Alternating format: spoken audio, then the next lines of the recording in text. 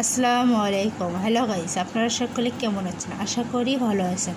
আজকে আমি লেবুর পিনিক বানাচ্ছি। সবার প্রথমে আমি লেবু চাকা চাকা করে কেটে নিয়েছি, একটু তেঁতুল দিয়েছি, একটু লবণ দিয়েছি, একটু বিট লবণ দিব, সামান্য পরিমাণে একটু চিনি দিব, সামান্য পরিমাণে একটু মরিচের গুঁড়া দিব। এটা এখন ভালো করে একটু গলিয়ে মেখে নিব। সামান্য পরিমাণে একটু খাঁটি সরিষার তেল দিয়ে দিব। এটা এখন ভালো করে মাখাছাকা করে নিব। নিয়ে লেবুর সাথে ভালো করে এটি মাখিয়ে নিব। মাখিয়ে নিয়ে